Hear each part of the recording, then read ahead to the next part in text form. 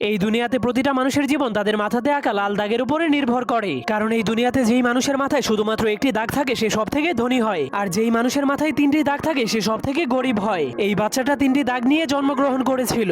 এরপর সে ধীরে ধীরে বড় হওয়ার পর সে দেখতে পায় তাকে শুধু গরিব মানুষের সাথেই থাকতে হয়, আর যাদের মাথায় দুইটি দাগ আছে তাদের গোলামি করতে হয়। এমনকি তাকে দুই দাগওয়ালা মানুষের জন্য সারাদিনই কাজ করতে হয়, যার ফলে দুই দাগওয়ালা মানুষের বাচ্চারা তাকে মারলেও সে কিছুই বলতে পারতো না। এজন্য সে একদিন লুকিয়ে লুকিয়ে তার কপালের একটা দাগকে মুছে ফেলে। এরপর কাউকে কিছু না বলেই লুকিয়ে লুকিয়ে দুই দাগওয়ালা মানুষের রুমের মধ্যে চলে যায়। কিন্তু সে ভিতরে যাওয়ার পর দেখতে পায় সব দুই দাগওয়ালা মানুষের এক দাগওয়ালা মানুষের একদমই চাকরের মতো সেবা করছে, যা দেখার পর সে অনেক অবাক হয়ে যায়। এরপর সে বুদ্ধি খাটিয়ে তার আরেকটা দাগকেও মুছে ফেলে। কিন্তু যখন দুই দাগওয়ালা মানুষেরা দেখতে পায় তার কপালে এক দাগ, তখন তারাও তার সেবা করতে শুরু করে দেয়। তখন সে জীবনের প্রথমবার এত সম্মান পেয়ে অনেক খুশি হয়ে যায়। কিন্তু তখনই হঠাৎ করে উপর থেকে একটা মেশিন চলে আসে। এরপর সকল এক দাগওয়ালা মানুষদেরকে টেনে টেনে উপরে নিয়ে যায়। এরপর সেই মেশিন তাদের মাংসগুলোকে কেটে কেটে তিন দাগওয়ালা মানুষদেরকে খাওয়ার জন্য